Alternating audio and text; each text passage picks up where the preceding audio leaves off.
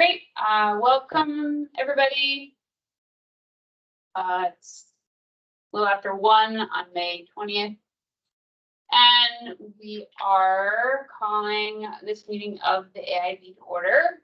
So as a reminder, this meeting is being recorded as public record, and that participation in a recorded meeting will be deemed as consent to be recorded, including statements both written and oral. Public records, including this recording, can be requested at any time in accordance with the Vermont Public Records Act. So I see a few people here. So we're going to do a round of introductions first. So starting with our members that I see. What do I have? How about Sarah?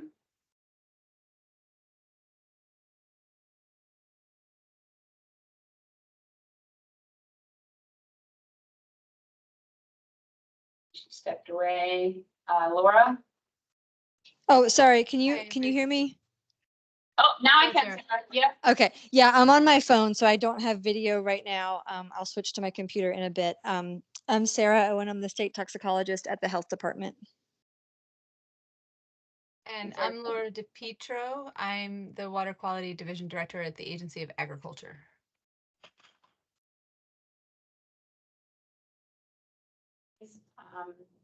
Yeah, I know you just sent me a note.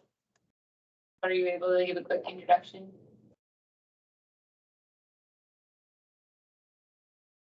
Maybe not. She's listening and here, just home with a sick kiddo. So fine. Roy, go ahead. Good morning. Good afternoon. Good afternoon. Are folks introducing themselves? Yes, sorry. Yep. We're Okay. just doing members first. All right. Roy Beckford, Director of Extension, UVM. Ryan? Ryan Rebozo with the Vermont Center for Eco Studies. Welcome. Wendy Sue?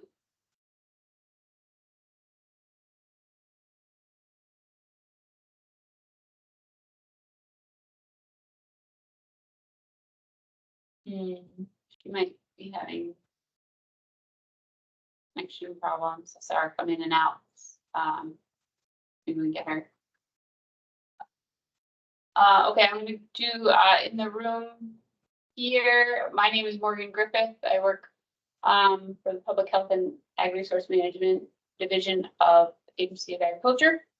I am Pam Pryor. I am with the Agency of Agriculture, Food and Market. And Jill Goss, Agency of Ag Farm and Markets, Ag Food Markets. Zach Schakowsky, also Agency of Ag and the Farm Division. And Stephanie Smith, also with the Farm Division of the Agency of Agriculture. Jessica, want to give a quick introduction? Yeah, if this is working. Jessica Tessier, Agency of Ag, Ag Resource Management Specialist for the, I can't say the Northeast anymore. Franklin, Orleans, Essex, Lamoille, and Caledonia counties. I think I got them all.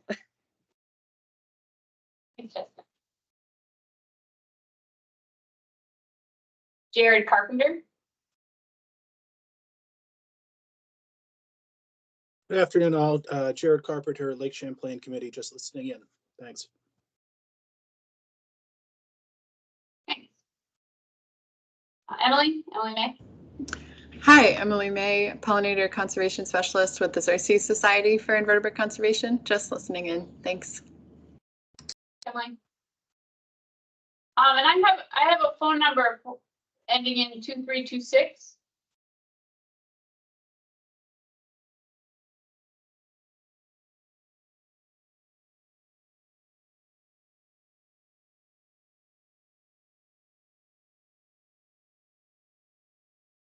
Wendy, Sue, are you with us? Are you able to hear us and join us? Or are you?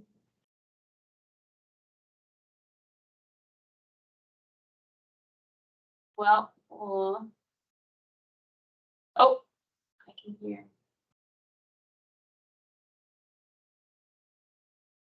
Got it. No problem, Wendy Sue. So Yeah, if you see in the chat, she's our soil scientist on the board.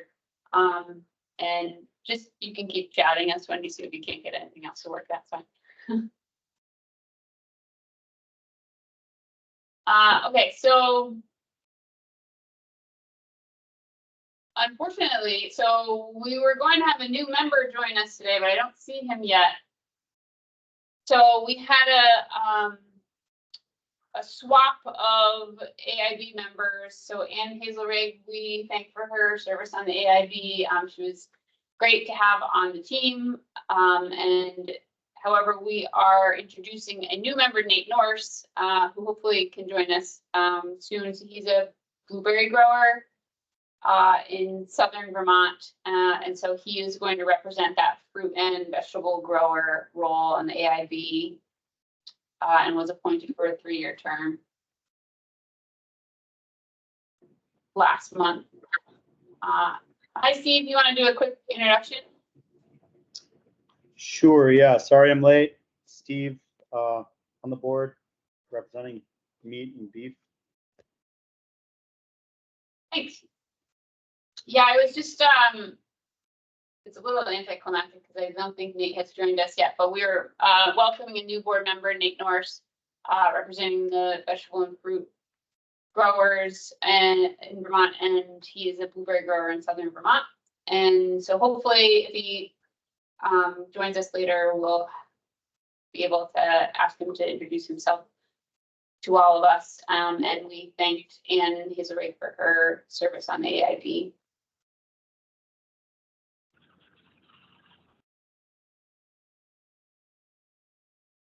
Okay, so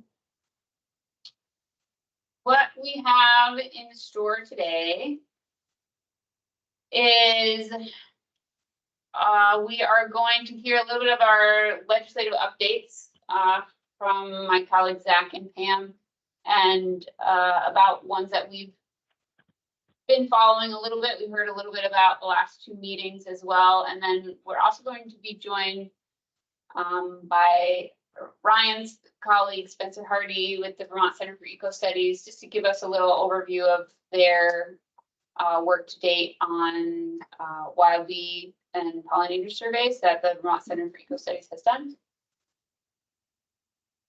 And then we'll talk just a little bit about what any of these legislative updates, what they mean for the AIB, if we have any responsibilities like we did for the last year, plus to make recommendations to the Agency of Ag.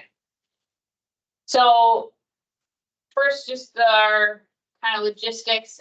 We did send out the meeting minutes for the last time we met, which seems like forever ago at the end of March.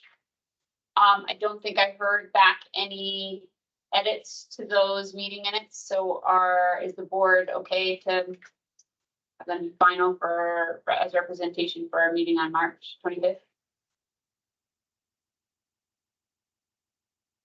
Morgan, this is Sarah. I forgot to read them. Okay. If you do, if you want, I can follow up by email. Yeah. Great, that's fine.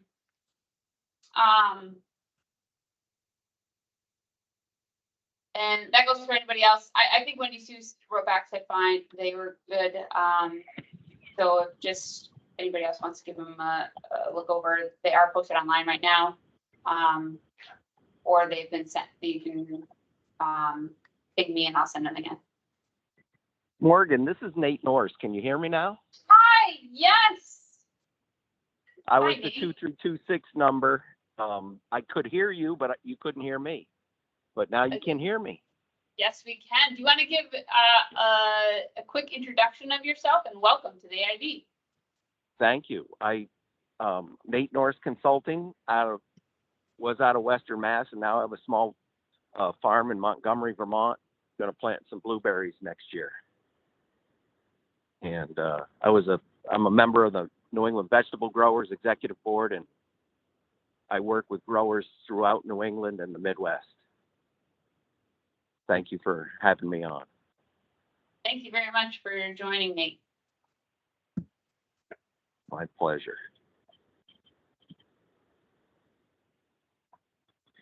All right, so I don't believe we have any other agency update. I will talk a little bit after we get going, because I want to give Zach enough time. I think Spencer's going to join us around 1:30. So if we're good with everything else, I'm going to hand it over to Zach to start us with an update on H706. Sure thing. Just share my screen. I think so, yeah. Already ready.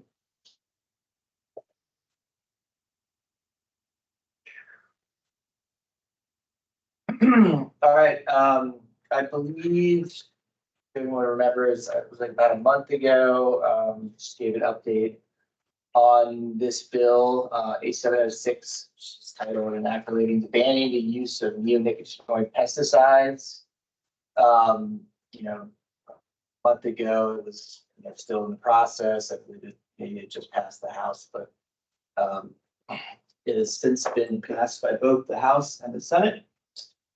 And it is awaiting action by Governor Scott, which should be coming out today.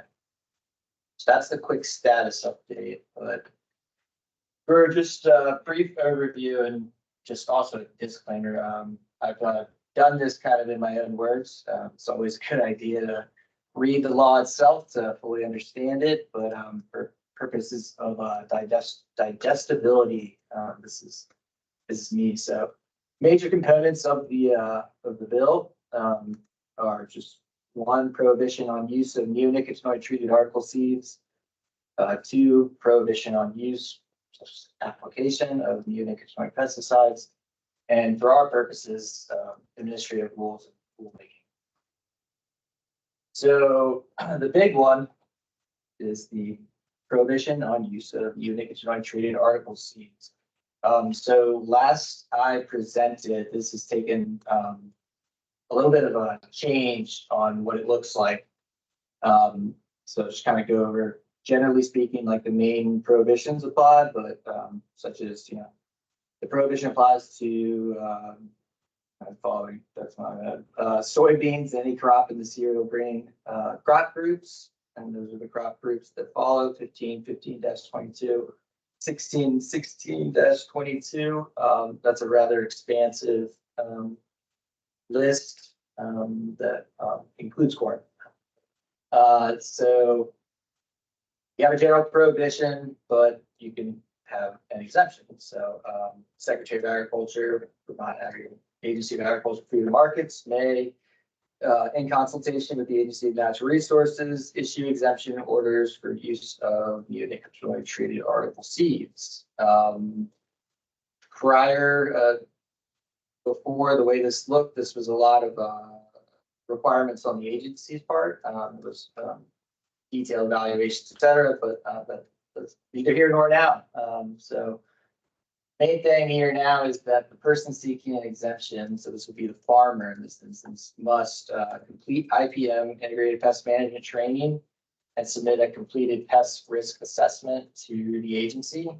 And they would also be required to maintain current records of this pest risk assessment report and records of when the neonicotinoid treated article seeds are planted. The seeds can only be planted on properties identified in the pest risk assessment report. And then these exemption orders cannot be longer than a year, and they must specify the types of seeds, start date, and duration. Additionally, the agency may establish additional restrictions related to the use of seeds to minimize harm to the environment, pollinators, birds, bees, public health, and other restrictions as deemed necessary by Secretary of Agriculture. And please feel free to stop me if anybody wants to ask any questions around it. Prohibition on use of neonicotinoid pesticides. This had some changes. Most notably, it no longer includes the application of neonicotinoid pesticides to turf. But what it does apply to is outdoor applications to any crop during bloom, outdoor applications to soybeans or any crop in the cereal grain groups, outdoor applications to crops in the leafy vegetables, brassica, bulb vegetables, herbs, spices, stalk, stem, and leafy petiole veggie crop groups harvested after bloom. And then application to ornamental plants. As noted, this used to also include application to turf. That is no longer the case. The agency, similar to the other prohibition on treated article seeds, the agency may, in consultation with the agency of natural resources, issue exemption orders for use of neonicotinoid pesticides.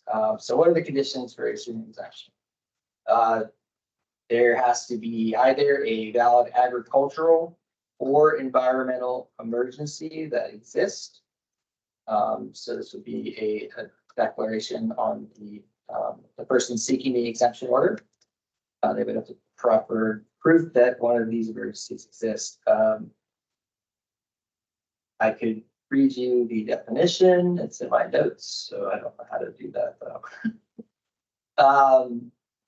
That the pesticide would be effective in addressing the emergency, whether that be an agricultural or environmental emergency, and that no other less harmful pesticide or pest management practice would be effective in addressing the emergency.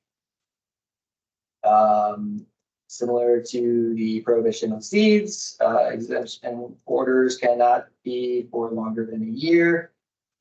And that these must specify the neonicotinoid pesticides, the uses thereof, crops or plants to which the order applies. And this would be, this is what the order would be stating.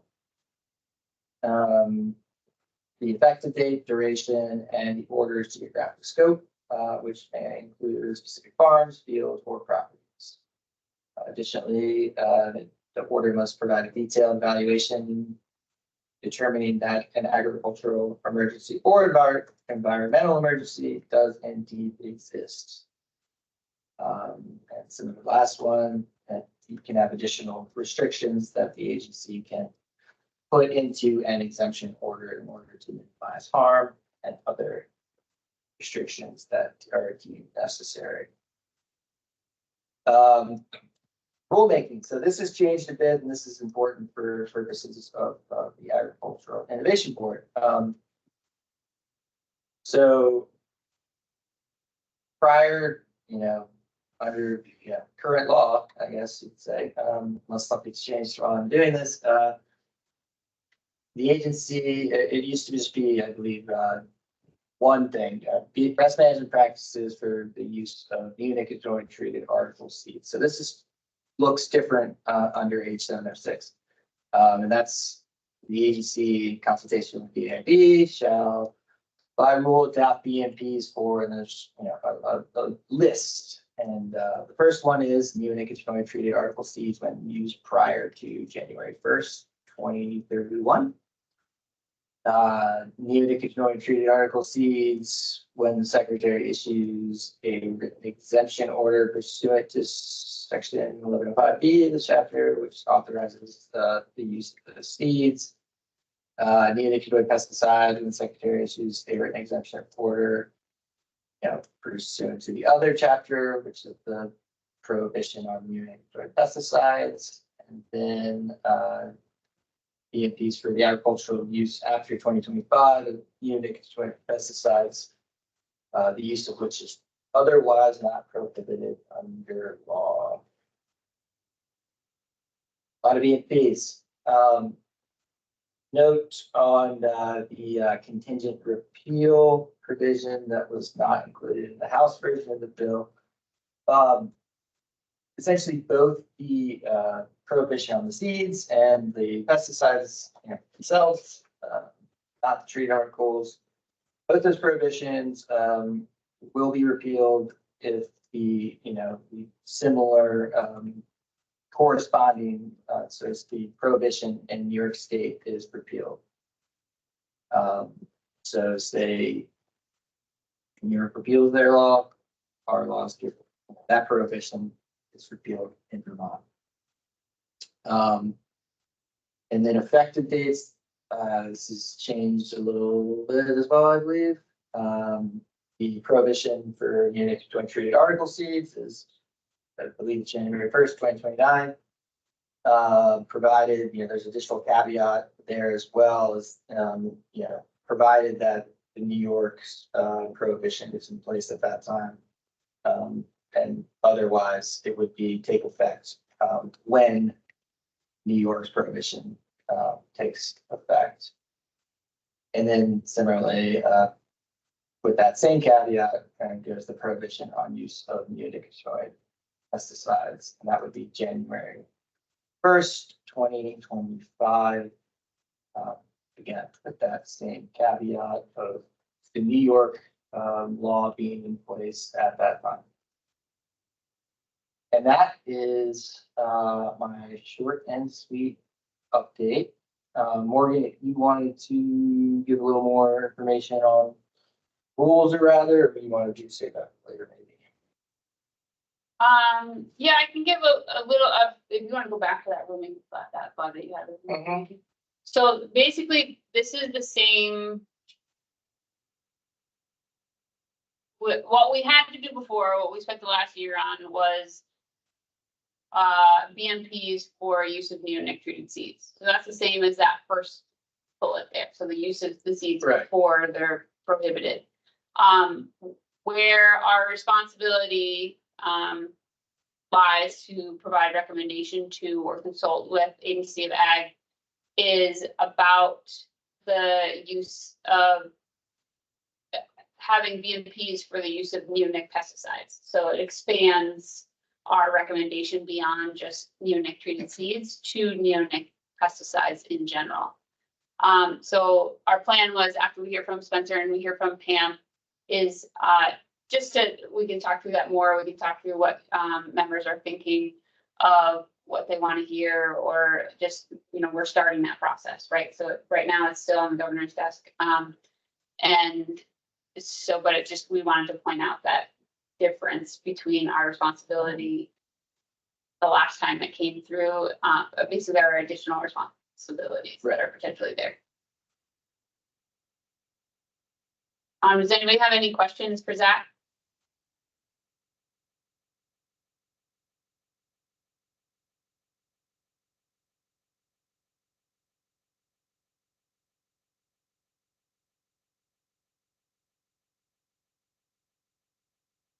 Okay then. Spencer, I saw that you joined. Yep, I'm here. Can you hear me all right? Yes, we can.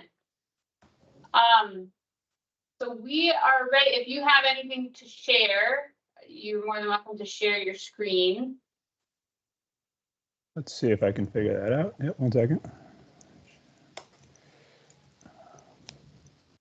And if you want to give a quick introduction of yourself.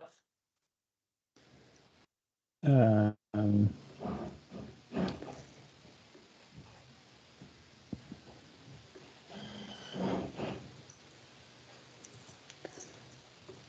are you seeing the slideshow now? Looks good. Yep. And sorry for the background noise. We've got a bunch of contractors here. Yeah, I'm Spencer Hardy. I'm a biologist with the Vermont Center for Eco Studies. I've been working on this wild bee survey for the last 4 years. Prior to that, I've been bouncing around some organic farms in Vermont, as well as working on the first Vermont Bumblebee Atlas in the early 2010s, which I'll talk about at some point soon. Do you want any other background, any other things before I get started? That's great. Thank you for sharing your expertise with us. Yeah. So I always like to start with sort of a very broad, what are bees? I know we know what bees are in a colloquial sense, and people have notions in their head. And taxonomically speaking, bees are this subgroup of Hymenoptera, so ants. They're related to ants and wasps and sawflies. They are distinct in that they have branched hairs somewhere on their body, which is an important adaptation for collecting pollen, which is the primary food source or the only food source for developing bee larvae. Unlike a lot of other Hymenoptera, wasps in particular, they are feeding their offspring entirely pollen, which makes them really good pollinators, and it makes them, so technically they're herbivores. They're the vegetarian wasps of the insect world, which has important implications for a whole number of things, including for pesticides. And in Vermont, we have 6 of the 7 global families are represented. So it's a fairly diverse group. It's much more than just the honeybees and the bumblebees that we're all familiar with, a lot of us are familiar with. So my work at VCE and VCE's work on bumblebees started in roughly 2012 with the Bumblebee Atlas. This was sort of following some national attention, and some biologists were starting to notice changes in the bumblebee community in their lifetime and at the local level. And so we started this project to figure out what bumblebees were here, get a baseline, and to compare that to any historical data that we could find.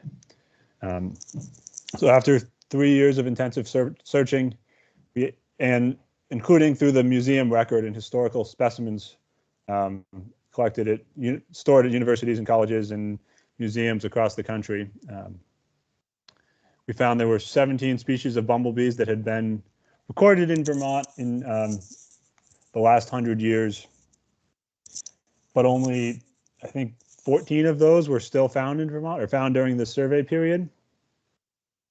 We found several species, including the now endangered rusty patch bumblebee, Bombus affinis, that were very common in the historical museum records. So these are insects that students or professional entomologists collected, put a pin through, labeled, and were stored in a museum. Many of them at UVM, shown by these blue dots here. And that is the only information that we have about bumblebee and other bee abundance prior to more recent surveys. So we went through all these museum collections, identified the bees, and recorded the information that was written on the little associated tag. And in that data, just looking at the historical record, so prior to 2000, rusty patch bumblebee was the 3rd most common species in Vermont. And then after 2000, including some really extensive field work in the 2010 or 12-14, we found no rusty patch bumblebees, so there's no bar there. And that same pattern shows up for a number of species. Bombus ashtonii completely disappeared. Bombus pennsylvanicus completely disappeared. Both of the pennsylvanicus and affinis are now state threatened or endangered. I forget exactly which one. But there's other species, Bombus fervidus, terricola, that have declined in abundance as well over that same period. While a few species, the common eastern bumblebee, Bombus impatiens, has become much more common relative to the other bumblebees. So this is not saying that there are more common eastern bumblebees on the landscape than there were. It's saying that more of the bumblebees on the landscape are this species.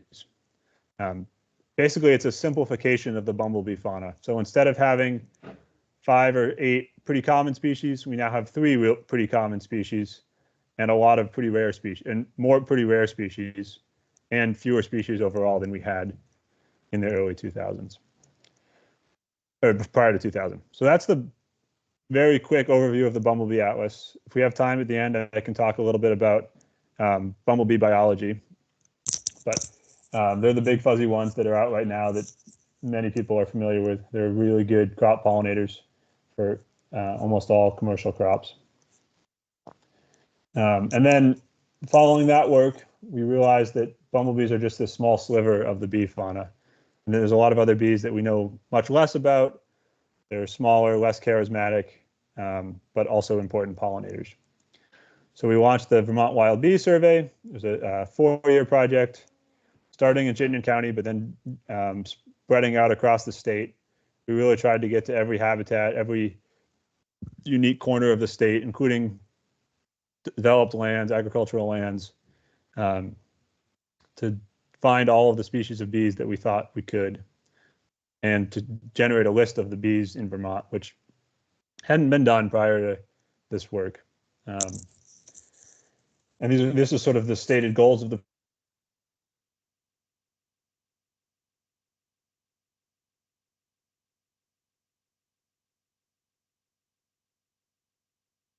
and then sorry, go ahead. We just lost you for a second, but we got you back, I think. Shoot, sorry. Okay.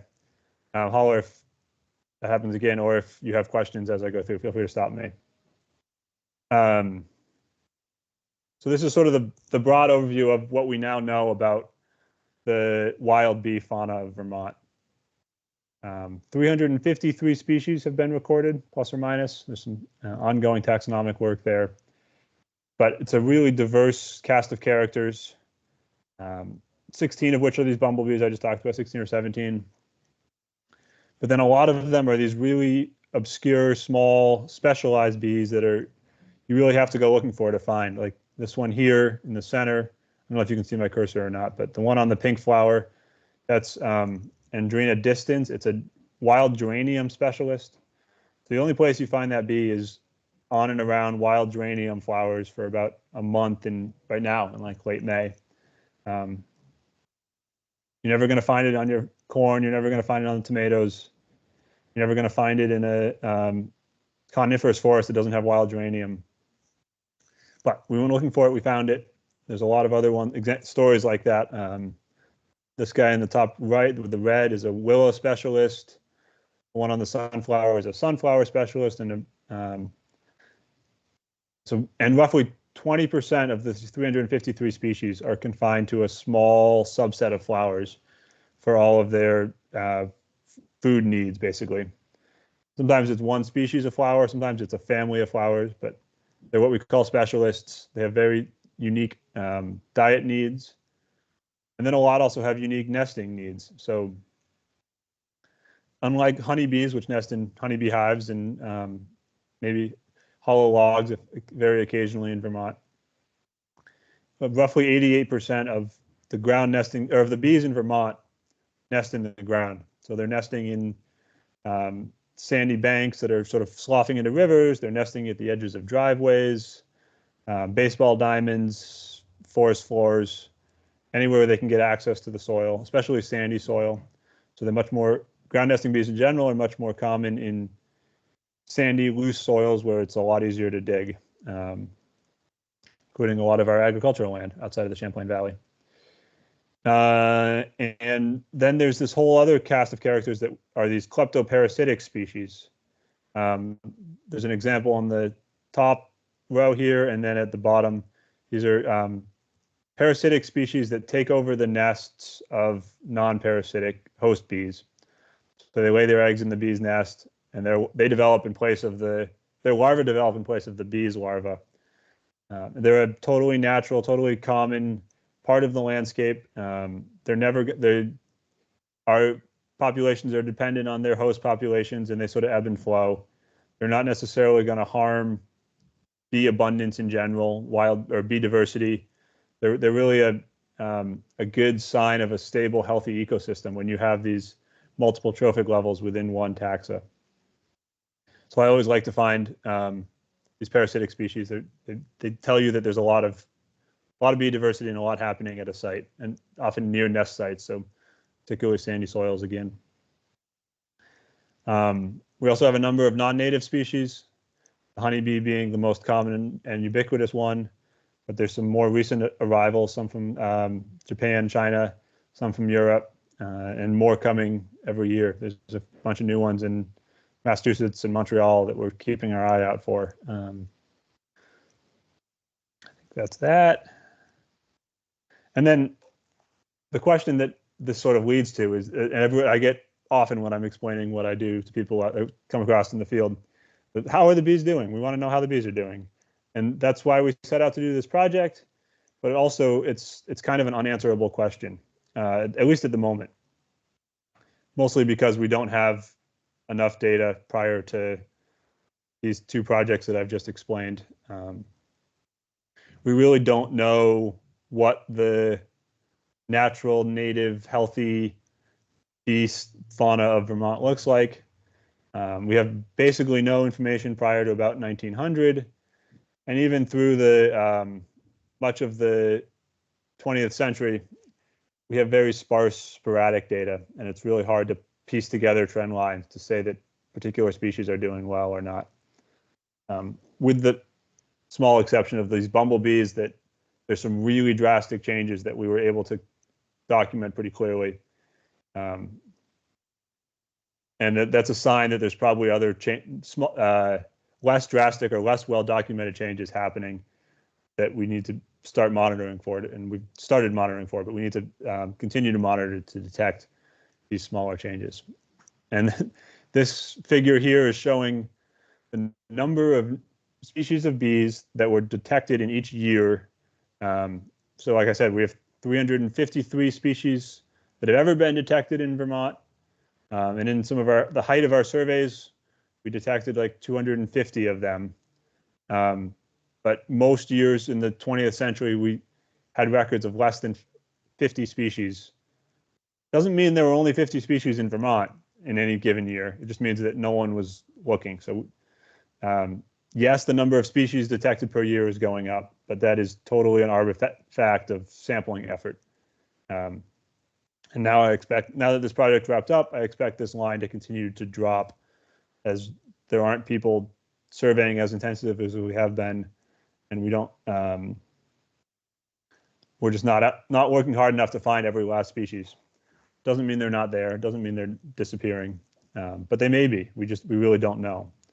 And this is just a picture of a museum collection that we do have that shows, like, this one was collected in 1949, I think it says Arlington or Huntington.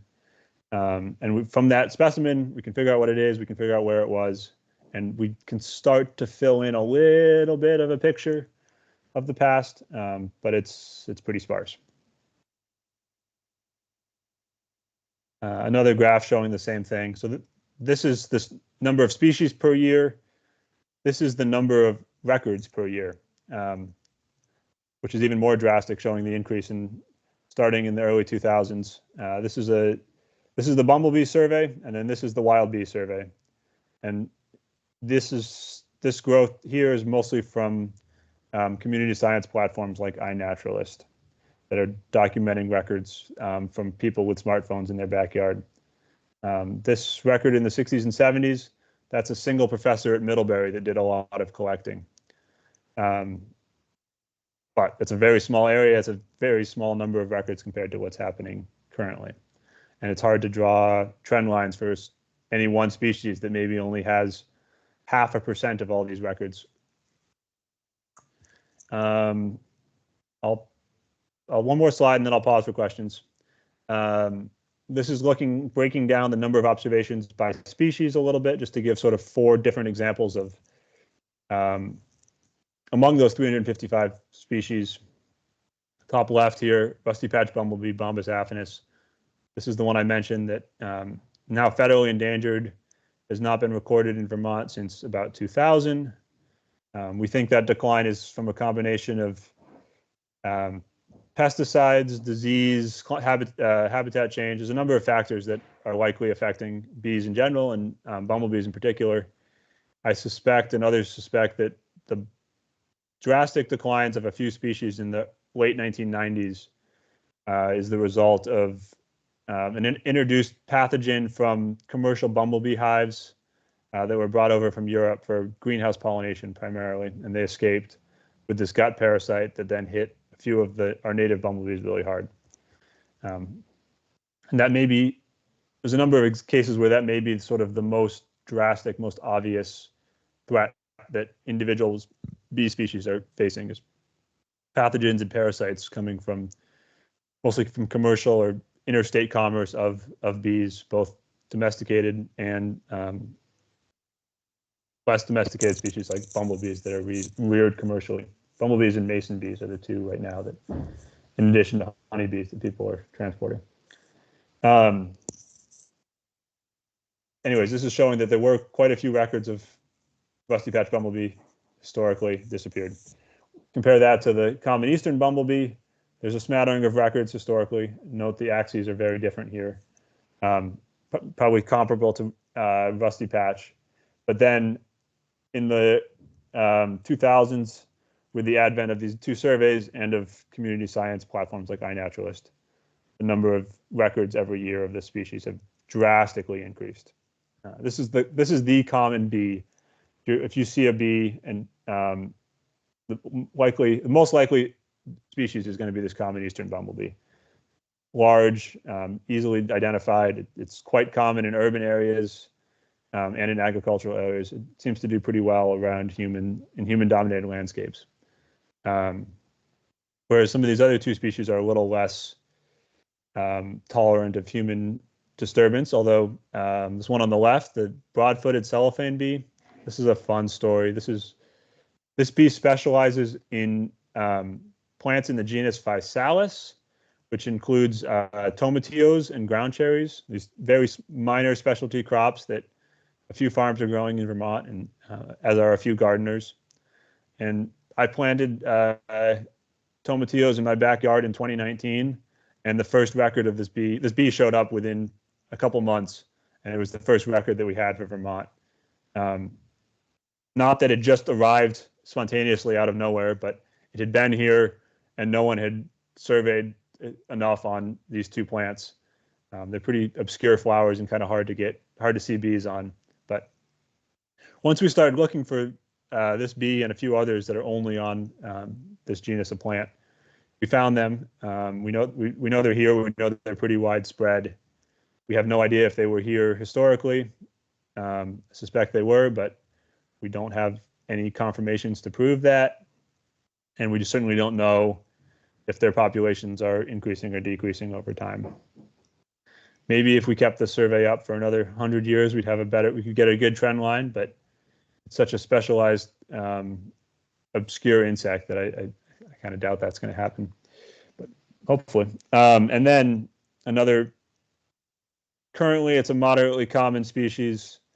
We have some historical records. We don't know, it's hard to know what's going on. It's been here for a little while. We find it. Is that to say that is it increasing? Is it decreasing? Is it staying stable? Hard to know. I'll pause now for questions, and then, assuming there's time allows, I will continue on with just some interesting natural history tidbits about some of these groups. Anybody have any questions for Spencer? I have a quick one. It's Ryan.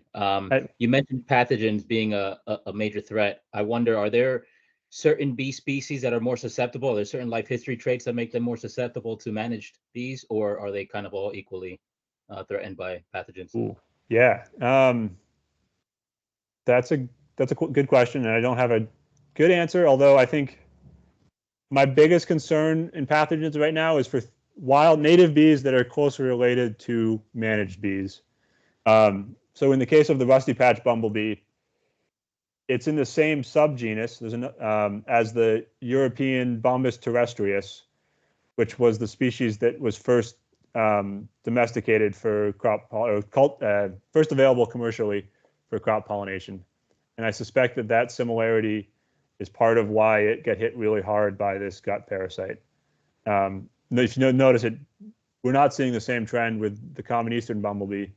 Same genus, but different subgenus. So it's a little less closely related to the domesticated or the commercially available species of the 1990s.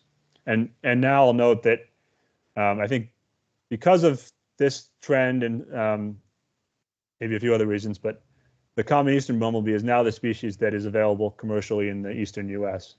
And instead of bringing colonies from Europe, we're breeding them in Michigan, and they're still available for tomato and blueberry growers currently, but they're coming from the U.S. as opposed to Europe. And it's a northeastern native species, so better. But I think there's still the possibility for pathogen spillover there. But the one that really scares me is the mason bees. So I don't know if people are familiar with the blue orchard bee. It's sort of a classic orchard pollinator. They nest in these tubes, bee hotels that you can put out in your orchard. They come out really early in the spring when the apples are blooming. But you can buy blue orchard bee pupa online from 10, 20 different places and they'll ship them to you to release in the spring.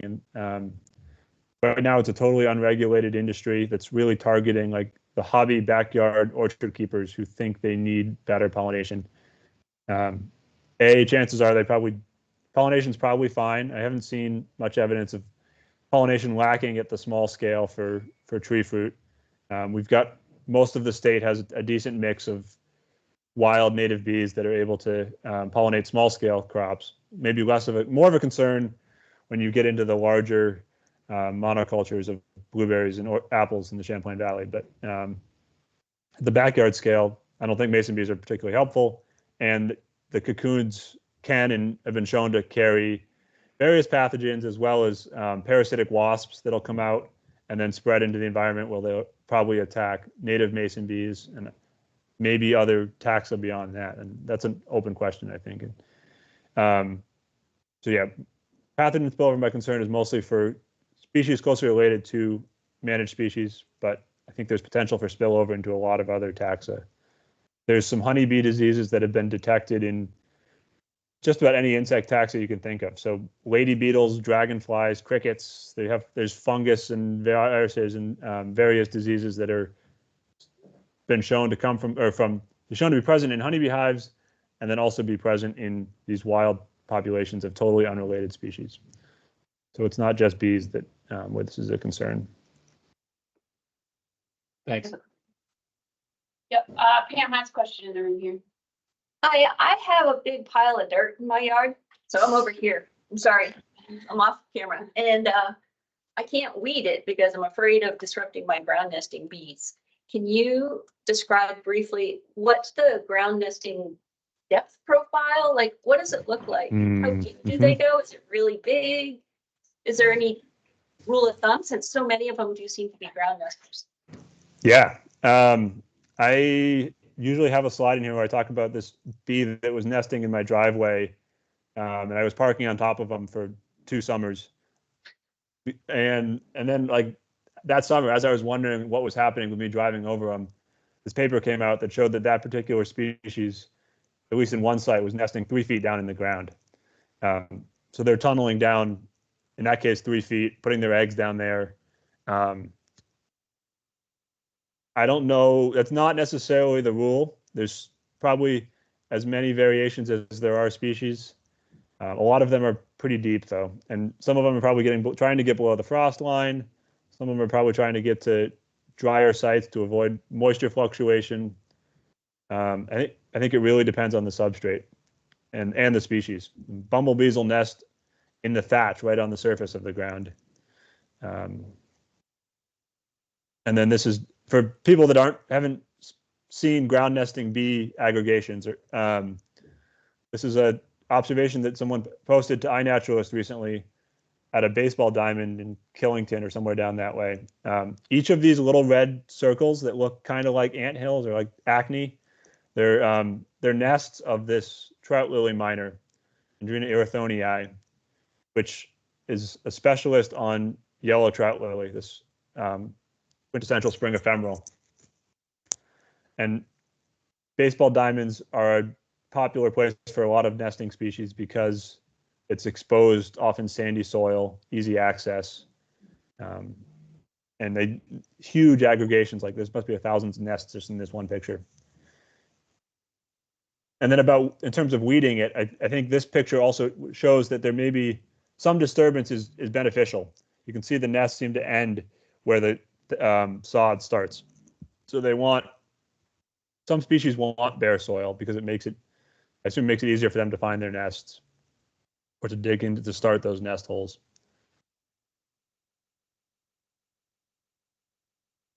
Thanks. Spencer, I also, this is Morgan, I had one other question kind of going on something that you said about when you were talking about your concern with people buying these blue orchard bees and backyard pollination you haven't seen a problem with, but I was wondering if you could expand on what you were just saying about there may be concern for pollination in crops like blueberries and apples, and can you maybe explain a little bit more about that? Yeah, certainly. So at one end of the extreme, you have the California almond orchards where I did some work where The ground is bare dirt. There are no plants. That intentionally managed to avoid any competition of plants for moisture. So that, and then there's these acres and acres and acres and acres of almond trees, and that's the only flower. So you bring in bees, they pollinate the almonds, and then you have to take the bees out because there's no other food for them the rest of the season. And almonds are blooming in like February. So there's not a lot of native bees in that system. That's 100% dependent on managed pollinators. And then Vermont, obviously, that doesn't happen at the same scale. And there's wild habitat within 300, 500, 1,000 feet of many of our farms. And there's some wild bees. It doesn't take much for there to be a decent population of wild bees nesting in a hedgerow or a pathway even through a field, even nesting in some vegetable fields. And bumblebees in particular, and some of the other bees will fly a kilometer or more. So most Vermont farms that I've seen have enough natural habitat around that if they're not actively killing all the bees, there will be bees there, and pollination should be good to at least okay. But then you get it like some of the bigger blueberry farms that there's been some work on, and Charlie Nicholson and Taylor Ricketts at UVM have a pretty cool paper from like 2015 where they looked at a bunch of blueberry and raspberry farms in the northern Champlain Valley and quantified the wild pollinators. And they found that an increase in wild pollinators on the farm led to I think they calculated like a $1,500 per acre increase in yield for the farmers. And blueberries are particularly interesting because they are buzz pollinated. So the pollen needs to be shaken at a certain frequency to release the grains so that otherwise the pollen doesn't come off the flower as well and doesn't get moved. And there's a bunch of our native bees have evolved with blueberries because we have native blueberries, and they're really good at this buzz pollination. Whereas the European honeybee can't buzz pollinate, and it's a much less effective pollinator of blueberries. So having a healthy native bee population in a large blueberry plantation is beneficial both to the wild bees that are feeding on it and to the farmer's bottom line in terms of increased yields. Does that get to your question? Yeah, that's great. Can you say those two names again at UVM? Taylor Ricketts and Charlie Nicholson was his PhD student. And if you want, I can send you a link to the paper.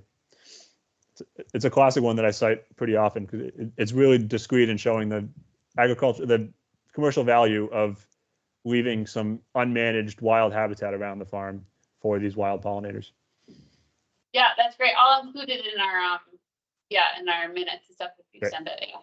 That's always good for us to kind of have that next step of looking at things. Yep. Go ahead, Wendy Sue. I just wanted to know your thoughts on why bringing in these organisms isn't regulated. Because so much of stuff is regulated what you can bring in. Yep. Thank you. Seems like insects are flying under the radar somehow.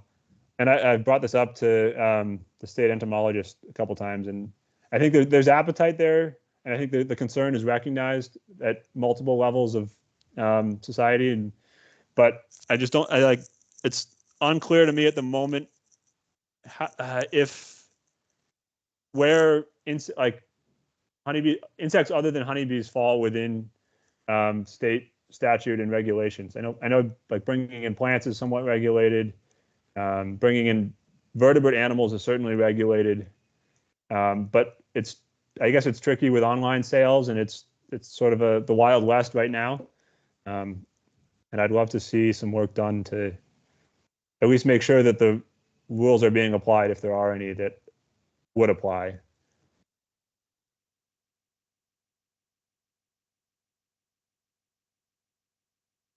Thanks, yeah. Any other questions before Spencer goes on? All right, go for it, Spencer. Thank you. All right. Yeah. So just to sort of expand upon what I've said about the diversity of bees and of natural history in Vermont. I'm just going to talk a little bit about a few groups that people might appreciate. These are the bumblebees, obviously, the big fuzzy ones that right now you're seeing them. They're probably about the size of your thumb. And these are the queens that overwintered. They will start a new colony any day now. And actually, I saw my first worker last week, and that's basically the same, but half the size, maybe like the size of your pinky nail or your pinky instead of your thumb. And they're females that do all of the pollen collecting for the most of the summer, and they're feeding the colony while the queen goes underground for the rest of the summer, laying eggs underground or in the thatch, or even some bumblebee nests are in like above ground cavities and rotten logs or something. But they're one of the few true social species. They have these queens, and then these worker casts. And at the end of the season, the males come out. Here we go. So yeah, right now it's the queens. Workers are going to come out soon. Throughout the summer, you see the workers, and then again in the fall, you start seeing queens and males. So these are new queens that were just born, and then the males that come out just to fertilize those queens, and then they die with the first hard frost. And the queens, which have been fertilized, find a space to spend the winter underground. And this phenology depends a little bit on the species, but that's the general sense of the life cycle. This is a picture of a bumblebee nest that was found in a thatch above ground in a pasture or a hayfield, I think. Each of these sort of brood cells has a larva that'll develop into a new worker. And then this is the worker carrying the pollen back to the nest on the hind leg. And you'll start seeing that. You don't see it right away, but when the queens first emerge, because they haven't established a nest, the pollen indicates that they've established a nest and they're actively foraging. And then in the fall, the males, A, can't sting, and B, don't collect any pollen. But their whole purpose is to reproduce and to fertilize the queen for the next winter. And that's pretty different from some of these other species. So this is that one I just mentioned, this trout lily specialist. It only collects pollen from trout lily. Therefore, the females, which is this picture, only fly while the trout lily is blooming. So late April, first half of May. And they're solitary, they're non-social species. So it's just a female has her nest, one of these little red holes. She goes down a foot, 2 feet, 3 feet, makes a loaf of pollen, lays an egg on it, and then does it again the next day. So probably one egg a day, laying an egg on a ball of pollen, maybe with a little nectar mixed in underground. That egg, assuming it's not parasitized by a parasite, hatches, develops into a larva, spends the entire summer and winter, like 11 months out of the year, that bee is underground in the cell that it was born in, developing.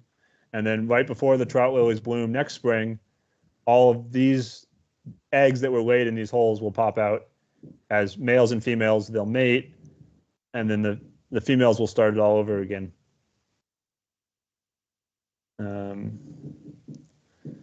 We have like 35 genera. Obviously, I don't have time to talk about all of them. Bumblebees being one of them, with 17 species or something.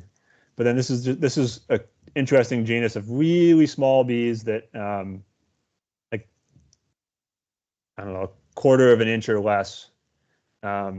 This is another one that's a specialist on ground cherries and tomatillos. You only find it on these two plants, and it nests in it needs like really fine sandy soils to nest.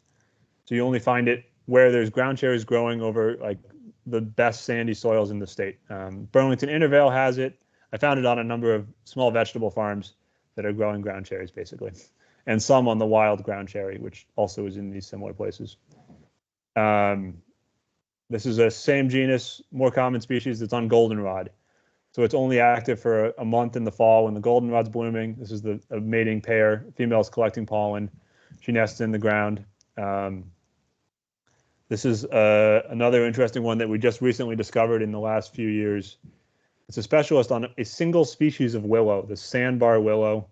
which blooms in like July along all of our major rivers, Winooski, Lamoille, and some along the shores of Lake Champlain. It's probably on the Connecticut River. But this willow is confined to these sandbars. The bee is confined to that species of willow. Probably all got buried in the flood in July, but they may have, hopefully most of them survived. Some of them survived at least. And then if you're familiar with the state S rankings for tax organisms, birds and mammals in particular, but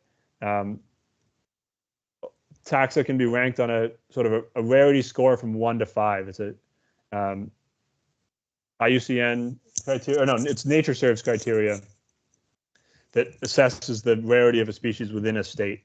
So S1 is the rarest of the currently present species, meaning it's only known from a few places and or it's facing significant threats. S2 is known from a handful of places, maybe facing some threats. S3 is a little more common, but pretty localized, all the way up to S5, which is things like the common eastern bumblebee, which are quite widespread and don't seem to have any immediate threats. And we did this ranking for all 350 species in Vermont. And I think about 30% came out in the S1 to S3 range, so likely imperiled. Some of the, like this S1 species, are more critically imperiled based on the fact that they only occur at a few sites and have very specialized needs, or things like some of the bumblebees that we know have specific threats that are making their survival much less certain in Vermont. And like the rusty patch bumblebee we ranked as historical, so it no longer occurs in Vermont. And then we started this project. We found, I don't know, 80 species that had never been found before in Vermont. And we're still continuing to find new bee species that are not found in Vermont, that hadn't been previously found in Vermont. In part because we've been communicating with other people doing similar work in other states, and they've given us some hints of species to look for. Maybe there's some new introduced species that are arriving, but this is an example of one of the ones we found, I guess, 2 years ago now. The sunflower miner is a fairly common specialist on sunflowers. So we really only find it on where you have wild populations of the perennial sunflowers, mostly along rivers. And then this is a parasitic species that only parasitizes the sunflower miner. And after a bunch of searching for it, we finally found some, again, Burlington Intervale and one other place, I think, along the White River. This, as an example, this is an S4. This is a pretty common species. This is now, we ranked it S1 because we only know it from 2 locations. It's certainly at risk of disappearing if it only has 2 populations within Vermont, although there probably are more populations that we just haven't found yet. I think that's all I have for you now, but I'm happy to stick around and ask questions if there's time. Yeah, I do think we have time. Does anybody else have any more questions for Spencer? Stephanie here in the room. I have a question. So you said you had data from 2000 to 2014. What's the plan going forward? And if I missed that, I'm sorry.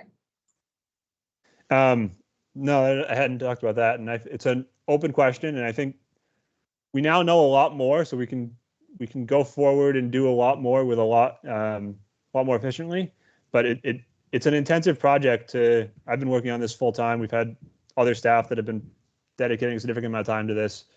And I think it's not sustainable to keep surveying at this intensity, but there are ways that we can monitor certain species or certain areas more intensively and to keep a sense of looking for changes over time, particularly with the bumblebees. One thing that we've started doing is revisiting sites that we visited in 2012 when we started the bumblebee survey, and revisiting them every year for the last few years to see what the annual variation is and how things have changed in 10 years. So that's a project we hope to keep going. It's a small scale and it's only a small percentage of the 353 species, but it should give us a little bit more real-time information about how populations are trending, as opposed to going back historically and retroactively deciding that species have disappeared. And as a follow-up to that, you reference iNaturalist as being a citizen science platform for individuals to report bee sightings. Is that something that you encourage, discourage? Are there guidelines? And who monitors that? Yeah. Yeah, no, that's a good point to bring up. That is, iNaturalist is this, I don't know, 10-year-old online community. It's an app. If you take a picture of anything, a plant, a leaf, a fungus, a squirrel, a bee, you can upload the app. The app has an AI built in that'll try and identify it for you. And then there's this whole online community of experts and armchair naturalists that will confirm or refute or discuss identifications. Once enough people have agreed on the identification, it becomes what they call research grade, and it can be used for research projects like ours.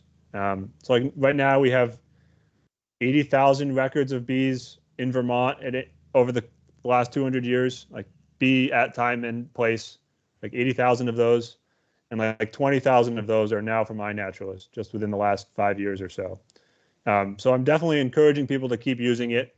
It's been growing rapidly, which is awesome.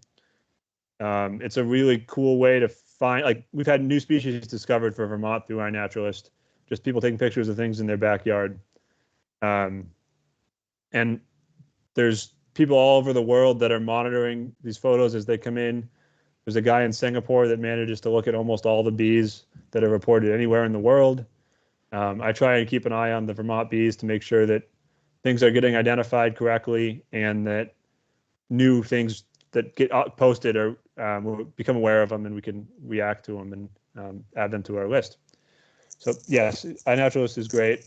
It continues to be and probably will continue to be our largest data source, at least until another project like this comes along. But that said, it's all it tells you is that this bee was at this place at this time. It doesn't tell you. It's really hard to make inferences about population decline or disappearance of certain species just from that data alone, because we don't know how many people were looking or how hard they were searching. And it doesn't do species that you can't identify from photographs, which is maybe half of the species. So it has its limitations, but it is nice. Thank you. And sorry, follow up? No, just thank you. Thank you for the information. And I want to jump in and answer Emily's question in the chat here. I'm curious to see what Emily asked about lower abundance of bees in areas that flooded in July or multiple times in the last year, unfortunately. It'll be really interesting to see. There was some initial surveys last summer in late July in the Intervale in Burlington, which I know was under like many feet of water for the entire area. And at least some of the bees, including the squash bee that is an important pollinator of the squash down there, the squash bee seemed to bounce back and be present in good numbers shortly after the flood, meaning that some or all of them survived being inundated. I suspect there was some loss. I mean, if a hillside washes away, any bee that's nesting in it is probably toast, but temporary saturation may be okay for some of these ground nesting bees. Or if the adults were out and flying around at the time of the flood, they may be able to survive and repopulate a new area pretty quickly. But to be determined.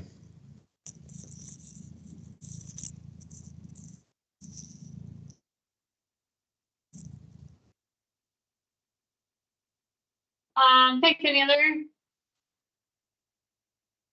I got one more quick one. This is Ryan again. Just kind of thinking about, some of what we know about wild bees at the farm scale. A lot of recommendations are kind of around plantings or creating pollinator habitat for foraging.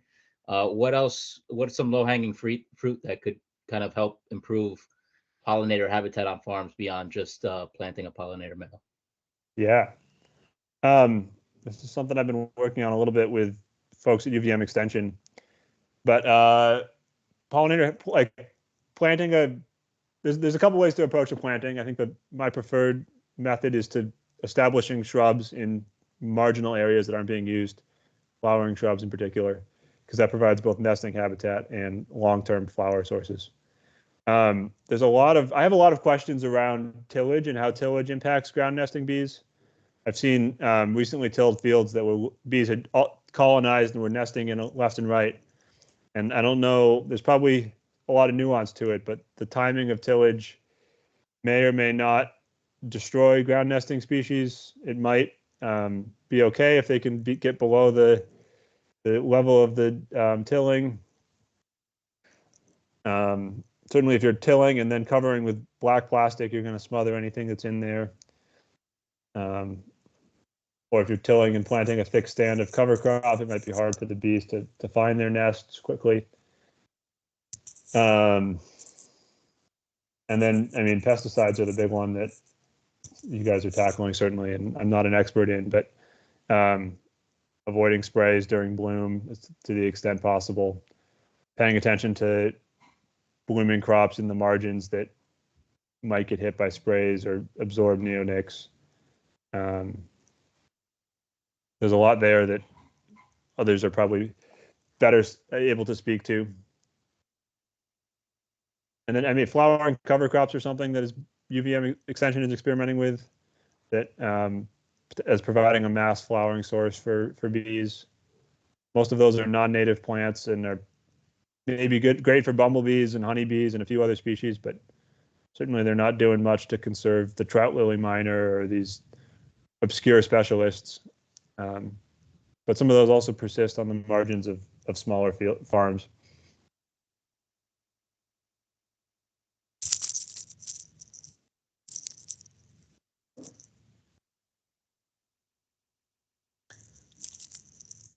If you think of other questions. Oh, no, sorry. I was just gonna say, Spencer, we might, I mean, I don't know if you caught some of what we were talking about. So there's a potential that we'll be thinking about BMPs beyond just neonic treated seeds. So, more just the general use of neonic pesticides. So if you want to be part of that conversation, you're always welcome. And we can bring you in, and yeah, I mean, it's the more great minds thinking about it, the better. So we're happy to have your expertise as we tackle it. Great. And I was going to say, feel free to reach out if more questions come up after this. And I know the neonic and apple issue is complicated and complex, and there's maybe benefits to not spraying other replacement insecticides. And yeah, there's a lot there that I'm happy to advise on as I can, although I'm certainly not an expert in the pesticides part of things.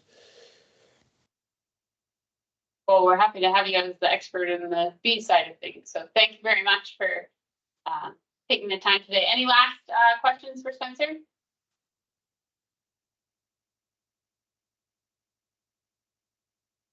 Awesome. Well, thank you, Spencer. I know that you're technically on break right now, so we really greatly appreciate. Congrats. Yeah, we appreciate your time today. Thanks for having me. Yeah. Sounds good. Bye. Thanks, Spencer.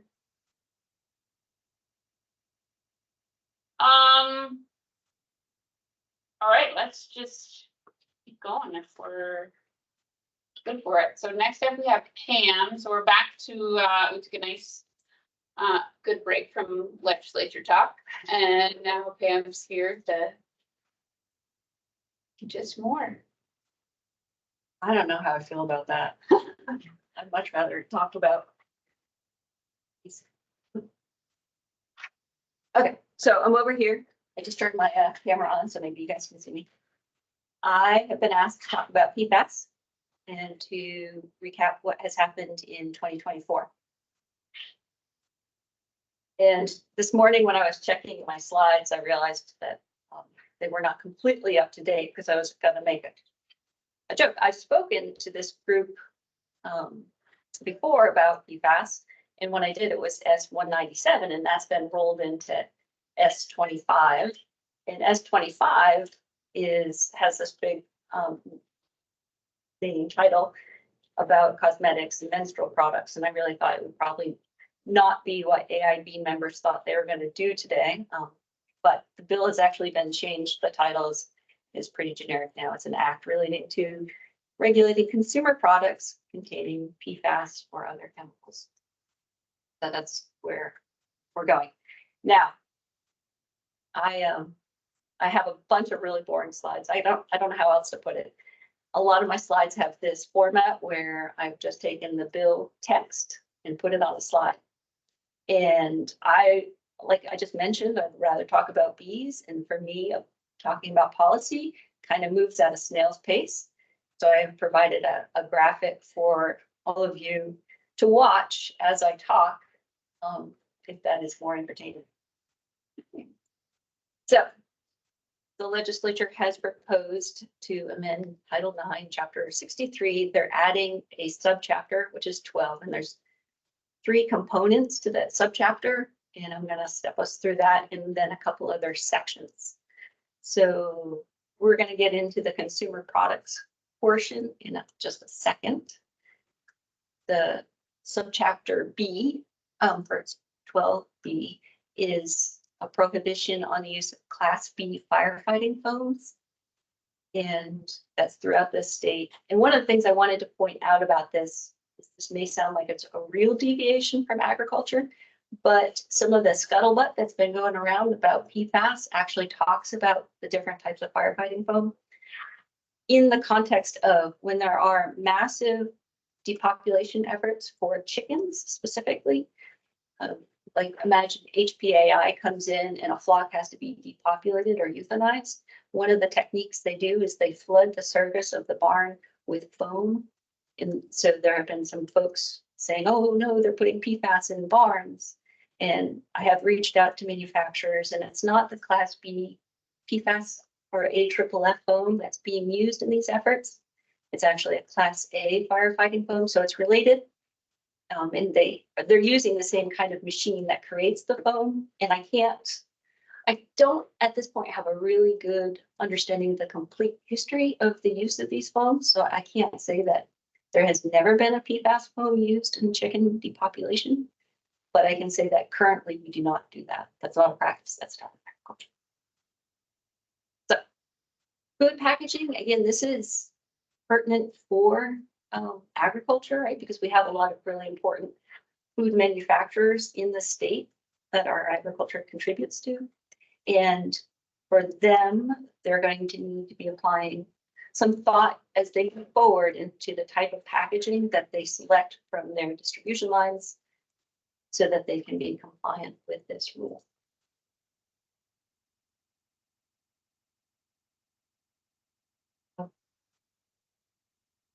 Yeah, move forward. Okay. Okay.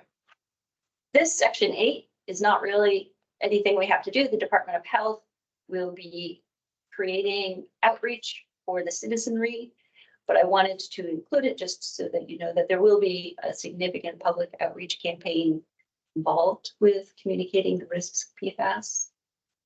What most of my slides are today are talking about this section 9 and the implementation plan for consumer products containing PFAS. So the General Assembly, they bandied about a lot of different concepts, and they were trying to move to the ability of a ban on consumer goods that contain PFAS, or a registry of goods that contain PFAS so people could tell if it had PFAS in it and make the right decisions. And how, and there were so many questions really that came up. They shifted, instead of moving forward immediately with specific requirements, of directing the Agency of Natural Resources to come up with a program, which would propose a program within Vermont that would be doable, that could restrict the sale of consumer items that contain PFAS. The Agency of Natural Resources is to consult with the Agency of Ag, Food and Markets, the Department of Health, and the Attorney General's office. And there are 9 components to the implementation plan that the General Assembly has requested.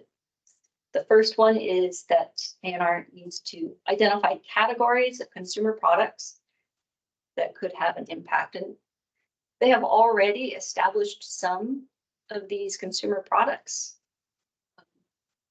in this bill. It's mentioned.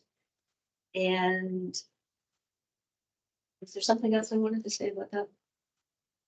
No, I think I get back to this in a second. definitions.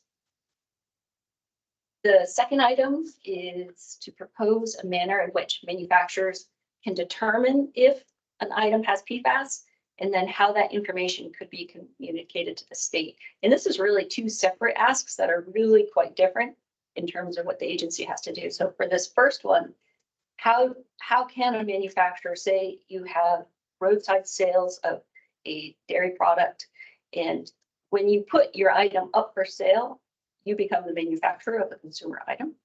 And how are you going to make sure that it does not have PFAS? Is it okay enough for you to get an affidavit from your supplier? Are you going to be required to test that equipment to make sure it complies with the PFAS rule? I think that some of that thinking needs to go into the first half of this, and how that information is communicated to the state. And this really implies that there will be a registration somewhere that somebody is keeping track of all the different consumer products that have PFAS in them. And this could look like a registry maintained by the state. And I actually know one single person in the state of Maine who is responsible for receiving those records for every product created that is and enters Maine commerce. And I did like to think about her in a dark room with piles and piles of paper from thousands and thousands and thousands of consumer goods that come into the state. And I think that that's actually pretty close to what the scene looked like. Maine actually had to extend their data collection timelines because the task of collecting that information is really monumental. It's really like every good that you have in your life, like this sticky note, right? Like there's PFAS in sticky notes. So really, manufacturers have a huge burden for this, or whoever is going to be keeping track of every consumer item with PFAS. That's a huge lift. I won't name names, but I know one person who has a really great idea of pushing this off to a third party so that manufacturers wouldn't liaise with the state. They would liaise with a registry. This kind of fits into some of the logos and brandings, or kind of follows the National Organic Program, where somebody else is out there checking the veracity of the PFAS. But that's part of what the implementation plan is for ANR to collect input from all of these different industries on how this could work well for the state. Number 3 is address information on the presence or lack of PFAS in the product and how that is relayed to the public. And this is already starting to happen where we're seeing things that say PFAS free on them.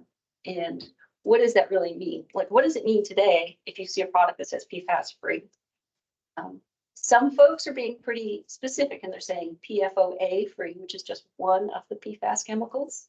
I think that's honest, but we're going to be, I think there's room here putting guide rails on what is the concentration that you can use, that you can detect and call it free.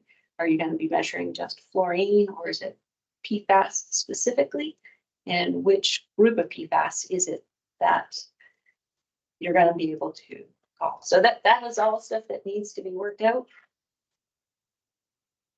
And number 4, I don't think the Agency of Ag has a great deal of input on, but it is to figure out at the state level what agency or department will be administering that program and what are the costs associated with it. Number 5 is determine what the other states have done. Like I just mentioned, Maine started with a program and had to back off and set their deadlines back because the sheer volume of information, the rulemaking hadn't been done in time, and forms hadn't been completed in time in order to meet those deadlines. So trying to pick from other states what has worked for them and what hasn't. So that's part of the plan that ANR is to suggest. There are some definitions that need to be worked out.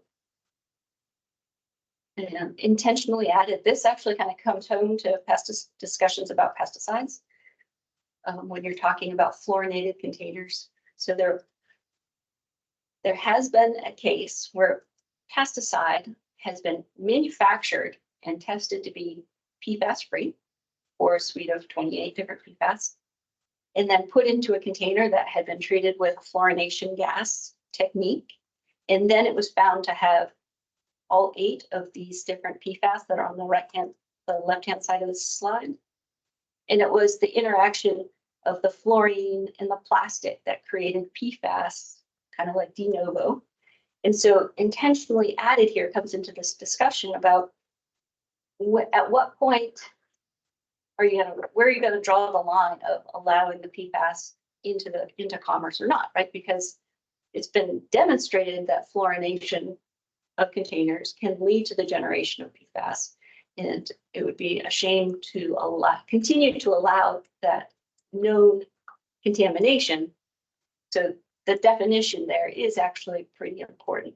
One of the things about the container fluorination is really salient for pesticides, household cleaners, and industrial products. And we know this because of a lawsuit that EPA launched against the one big company that does most of the container fluorination in the United States. They fluorinate about 200 million containers a year. And so EPA had sued them specifically over this idea of intentionally added or not. It was found that they were generating PFAS, but they were not reporting that PFAS generation to the EPA. So EPA said that they had violated TSCA. And about a month ago, I think it is, no, weeks ago, EPA has officially given up on that lawsuit. It was challenged and it's in court, and they have pulled back. So for pesticide manufacturer, EPA's battle with this company isn't really salient. Manufacturers still have to make sure that there's no PFAS in their pesticide products. The EPA has been really clear that any amount of PFAS in a pesticide is toxicologically significant and that it must be reported to EPA, and steps need to be taken if it is discovered to make sure that that product doesn't get distributed. That one instance where it's been clearly demonstrated, the manufacturer immediately did a recall of all the product that had been shipped in those containers and then replaced all that pesticide product in steel containers to those customers in that summer. So that's a bit important. What is a consumer product? This is going to be really important. Again, it is salient to the discussion in pesticides. This is a snippet out of other Vermont law, chemical regulation.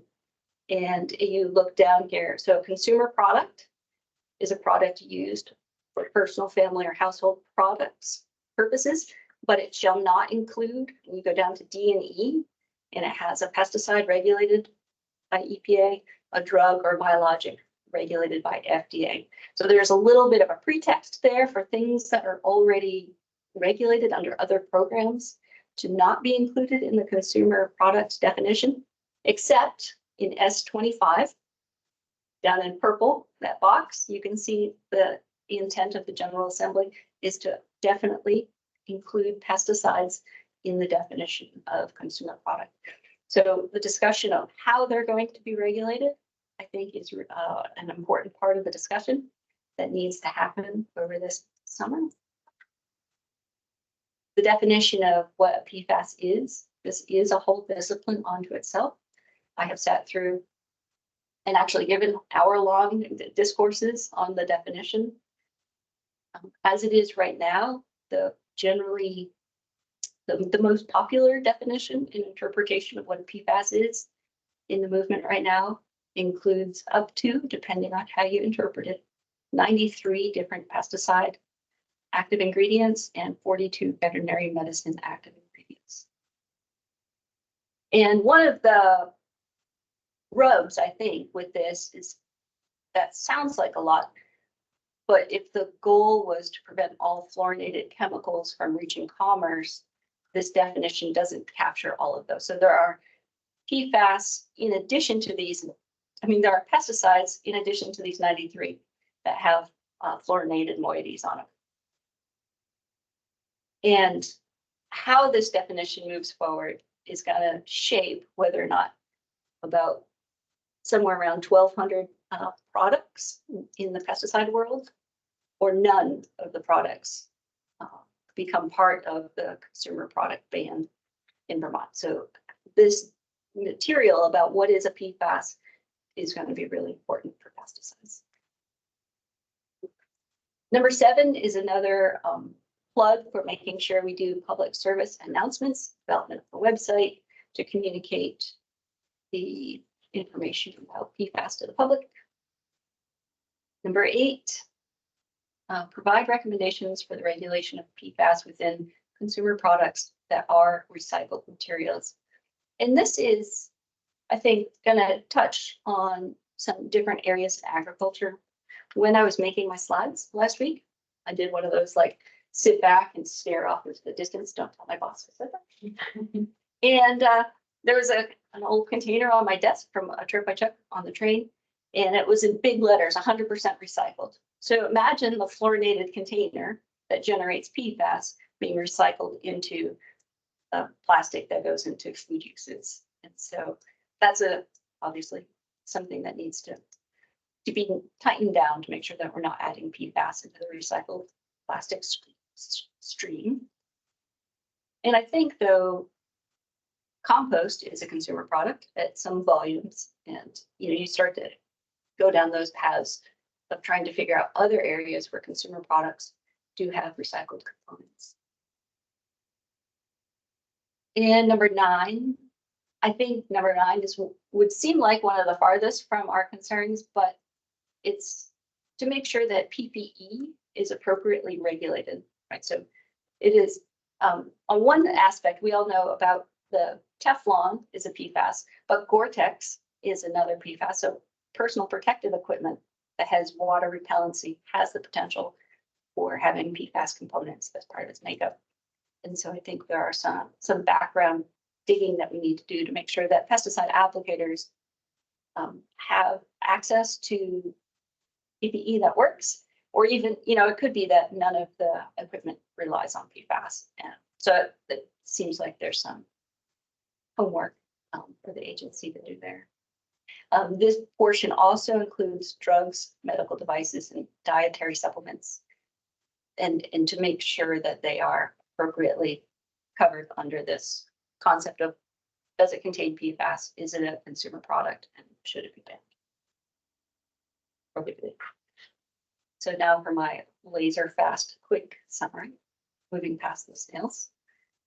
The General Assembly is looking for ways to protect Vermonters from PFAS.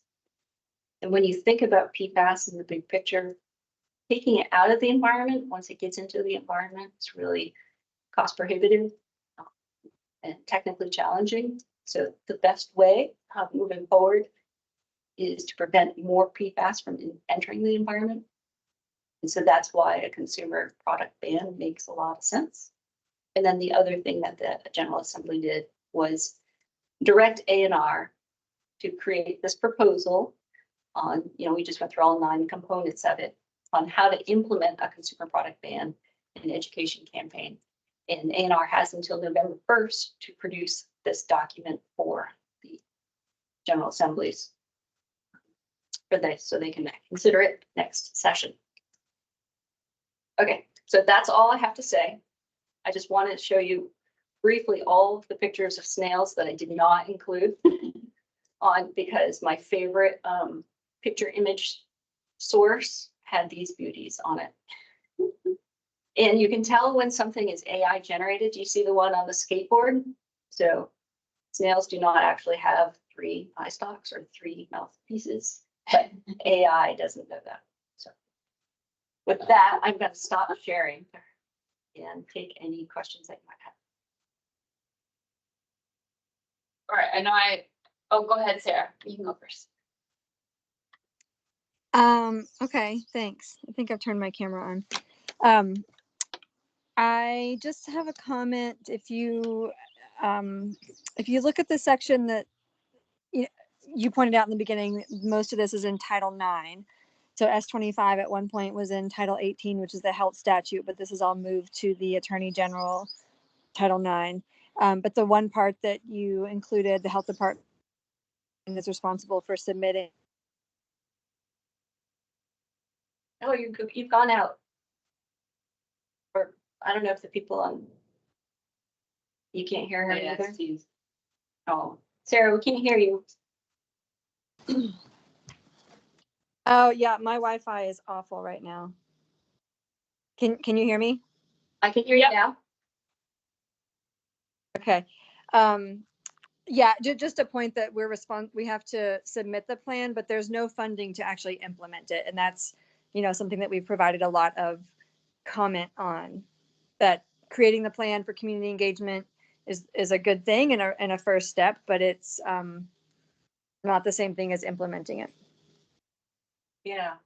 When you say we is everybody, ANR and DOH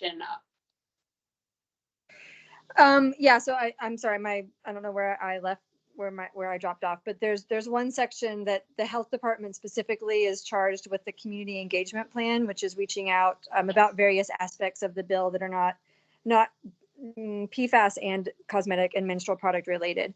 But the charge there is to only submit the plan, prepare and submit the plan, not to implement it.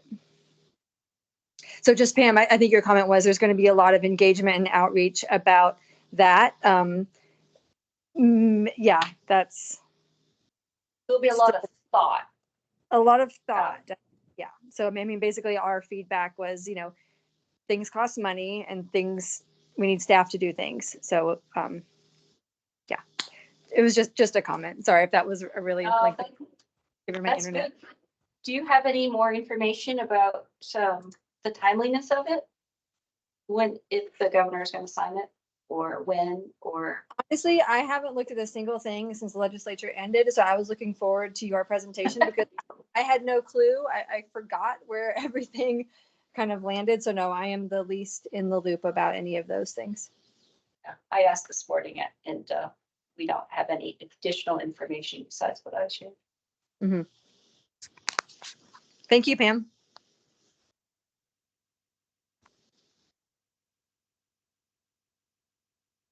I was just gonna ask, this was my dumb of just trying to take notes and listen all at the same time.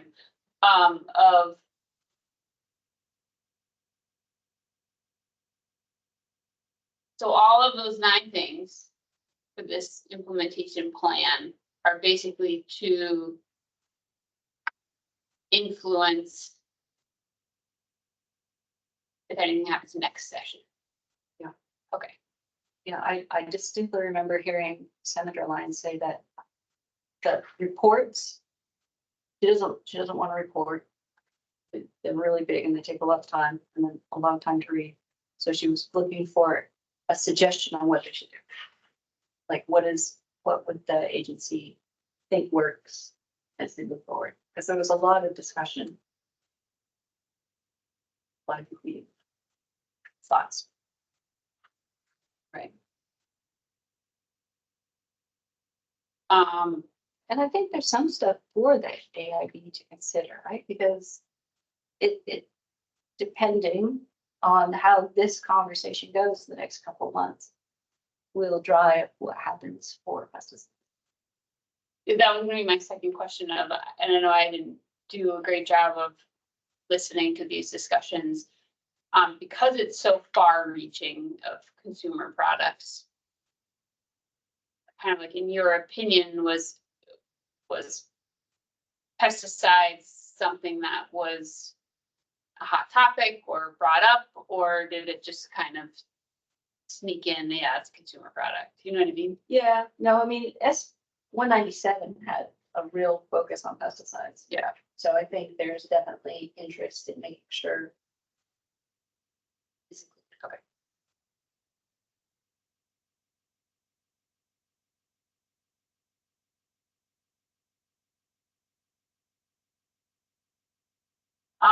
Does anybody else have any questions for Pam and or Sarah? She's been pretty involved in this.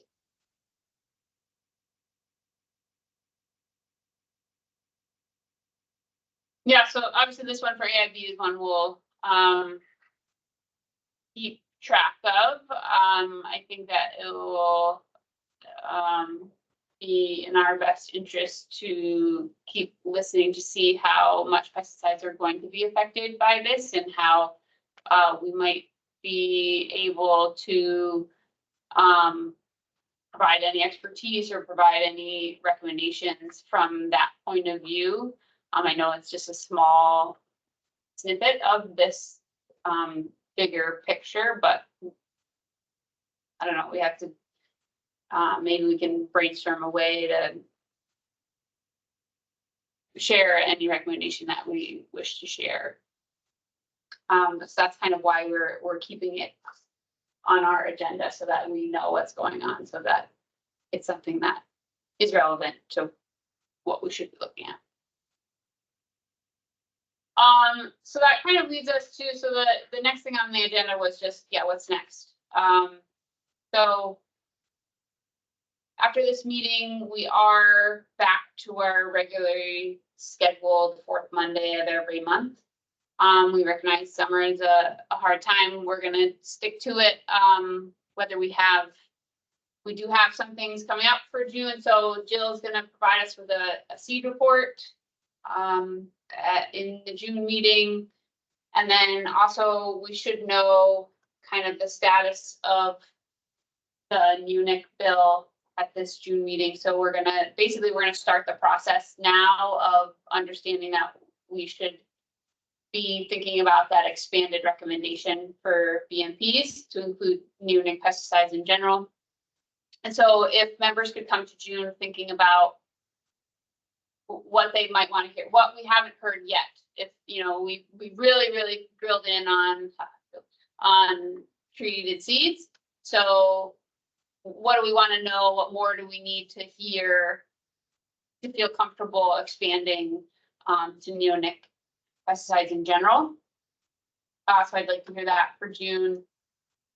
And then I did want to give an update. I did reach out to Margaret Skinner. So on our survey, so our other responsibility has been to survey every year. So we did get, we presented last time, we did get our 3 questions out during an applicator meeting put on by Sarah Kingsley Richards at UVM Extension. And so we did get some results from a survey. We also plan to include those 3 questions in another UVM Extension survey that's going to be disseminated by Margaret Skinner.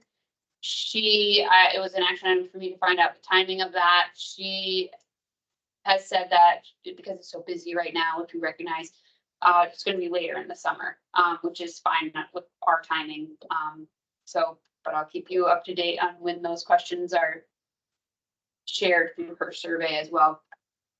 And then lastly, I know Steve Darnell's not here, one of our members and our director here, and he wanted to make sure that everybody knew from an agency perspective, we are still taking the AIBs, so we now I'm saying as Agency of Ag is taking the recommendations provided by AIB seriously, and we're moving towards trying to implement some of those recommendations. So for example, so again, we're contracting with Heather Darby and UVM Extension, so we will hear from her later this year. She's expanding her neonic research, so she's doing the same research that we heard about this past year, and then she's also collecting dust samples during planting, so we should learn a little bit more about that, and also doing some research into different alternative seed lubricants. So alternative to the talcum graphite containing seed lubricants. So we're kind of expanding that research with Heather Darby. And she rocks and is even starting, even though the contract's not signed. So we're working our best to help her do that. And so that helps with that recommendation of further research. And then in addition, we're working with Vermont Center for Eco Studies to try and find exactly kind of what Brian just asked of how can we make recommendations, how can we implement some sort of program to increase pollinator habitat without affecting agricultural production. And so a project is in the works for that as well. So kind of those are 2 highlighted projects that we're planning that directly relate to the recommendations that the AIB made to the agency. So we just wanted to kind of say we're listening and we're trying to implement some of those recommendations as well. So it was not for naught, and now we just get to expand our BMPs so that us as agency can continue to do more. And I think that was all I really needed to say. Before I go to public comment, does anybody have anything else they want me to look into for future meetings this summer? Things you want to hear about, things you want to learn about more, just what's going on in your head?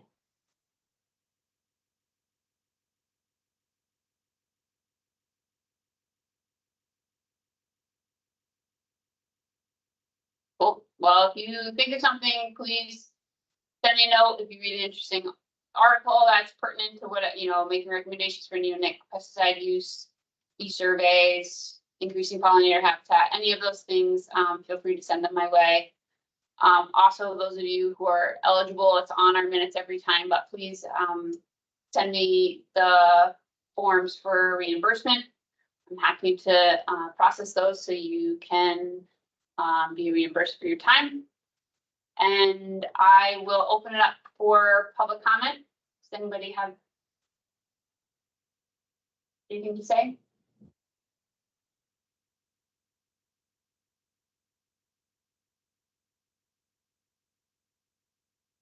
Wonderful. That's great. All right, if we're good, then I am okay ending early on this beautiful day. So get out, enjoy, and look for the minutes. Feel free to look at last meeting's minutes, give me any edits, and then Sarah, I did see that you sent a note, and then I'll do the same. I'll get the minutes out for this one. So thank you all for your time, and we will see you June 24th. Thank you. Bye, thank you.